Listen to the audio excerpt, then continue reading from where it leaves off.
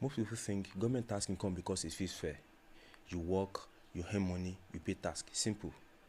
But fairness is not the main reason why income is taxed. The real reason is more practical. Tax systems are built around stability, around predictability, around something that can actually be collected without chaos. If you understand this, the whole systems make more sense. Let's slow this down. First, what is income tax? Income tax is a tax on money you earn during a year. If you work a salary job and make $16,000, part of that money is taxed. If you run a small business and make a profit, the profit is taxed. Also, if you earn interest from a bank or dividend from stocks, that income is taxed. Now, let's take a look at what a wealth tax is. A wealth tax is not about what you earn. It is about what you own. So if you own a house worth $500,000, a stock worth $1 million, or a company worth $5 million, a wealth tax will charge you a percentage of that total value every year. Here is the core difference. Income is the money flowing in, while wealth is value sitting still. Income moves, wealth sits.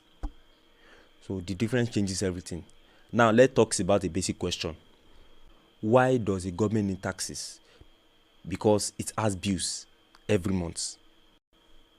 Teachers must be paid, road must be repaired, hospitals must run, police must be paid, debt must be serviced. All these expenses do not wait for a good year in stock markets. They are constant. Think of a government like a very large household. If your household has rents, groceries, electricity, and loan payment due every month, what would you prefer? A steady paycheck or owning an expensive painting that you might sell one day? You will prefer steady incomes because you can play around it. Government thinks the same way. They prefer steady cash flow. Income tax gives them that. Most workers can earn money regularly. Employers report that income. Taxes are even taken out automatically before workers even see it. That makes revenue predictable. Now, compare that to wealth. Let's take a simple example. Maria works a job and earns $4,000 per month. Her employer reports her salary. Taxes are withheld. Government receives money every month. Very straightforward. Now imagine James owns a land worth of $1 million. How much is it worth next year? Maybe 1.2. Maybe 900,000. Who decides? An appraiser? The government? James himself? What if they disagree? Now imagine someone owns a private business. There is no public price, no stock market listing. One expert might say it is worth $10 million. Another might say $7 million. Which number should be taxed? You can already see the problem. Income is recorded. Wealth must be estimated. Estimating creates arguments.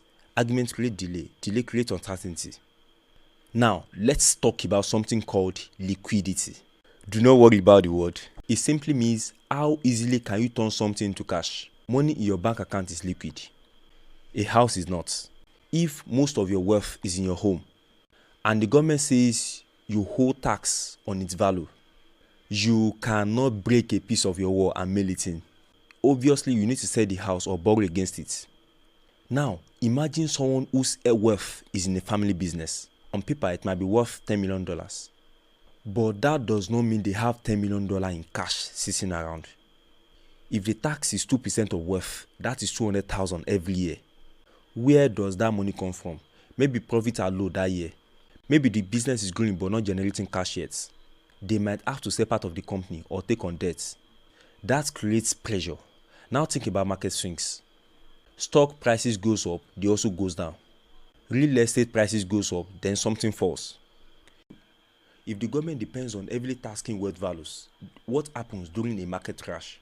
Revenue drops, but government expenses do not drop. In fact, during recession, governments often needs more money. So from planning perspectives, income tax is smoother. It moves with wages and business profits, which are more stable than asset price. Now, let's look at enforcement. How does the government actually collect tax? How do they collect tax? With income, employers report wages, banks report interests, investment platforms report dividends. there is a market trail that makes harder to hide. With wealth, things are more complicated. Assets can be held through companies, through trusts, through structures across different countries. Valuing land, arts, or private companies requires experts. Experts disagree. Disagreements lead to legal fights. Legal fights cost more money. The government must hire auditors, lawyers, appraisers. Collection becomes expensive. And here is an important question. If it costs too much to collect tax, is it still efficient? Now, let's talk about capital flight. Capital simply means money and assets. Capital can move. If a company creates a high wealth tax, some wealthy individuals may decide to move to another country. Companies might shift headquarters. Financial assets can be moved diligently. It does not always require shipping machineries across oceans. Governments are aware of this. If too much capital leaves, investments can slow down. Jobs can be affected. Tax revenue can shrink instead of grow. So tax design must consider global competition. Now let's look at political reality. If tax applies to millions of people, the burden is spread out. Income tax does that. If a tax targets a small group of people, the burden is concentrated. When costs are concentrated, resistance is stronger. People who are heavily affected organize. They hire lawyers, they fund campaigns, they challenge the law. This is not emotional. It is simply how incentive works. Government prefers systems that are politically stable. They avoid systems that create intense pushback and unstable revenue. Now, let's talk and ask something important. Does this mean wealth tax are impossible? Does this mean wealth taxes are impossible? Does this mean wealth taxes are impossible? No. But certain things will need to change. Valuation systems will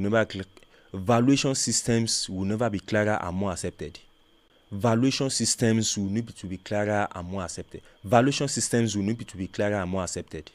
There will need to be ways to handle liquidity problems, so people are not forced to distress sales. Countries will need to coordinate more, so moving assets abroad does not remove the tax base. Enforcement systems will need to be strong and affordable. Until those conditions improve, income tax remains easier to manage. Now, let's come back to the central idea. Tax systems are built around trade-offs. Government asks, is the revenue steady? Is it easy to measure? Is it affordable to collect? Will it survive political pressure? Income taxation answers yes to these questions more easily than wealth taxation. That is the hidden incentive: stability. Government optimize for reliable cash flow. They choose what is practical to administer. They design around predictability. Not because the system is perfect, not because fairness does not matter, but because running a country requires steady funding. When you look at tax design this way, it feels less mysterious. It is a series of practical decisions. Flow is easier to tax than stock. Movement is easier to track than stocked value. Predictable revenue is easier to plan around than fluctuating asset prices. And for a government responsible for millions of people, predictability usually wins. Once you understand that, the structure stops looking random. It starts looking functional. So, when you hear the question, why don't government tax wealth instead of income? You now see deeper layer. It is not just about fairness. It is not just about politics. It is about stability. It is about measurement. It is about cash flow. It is about enforcement. It is about what can actually work year after year without breaking the system. Income is visible. It is recorded. It moves regularly. Wealth, on the other hand, is harder to measure, harder to value, harder to turn into cash, and easier to move across borders.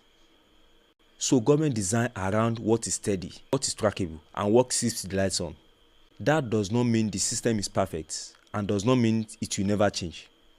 But it does mean tax is more practical than most people assume. So when you understand the incentives behind the structure, you stop seeing tasks as random decisions. You start seeing them as trade-offs. And once you can see the trade-offs clearly, you understand the systems that most people will ever will. Before we end, let me explain something important.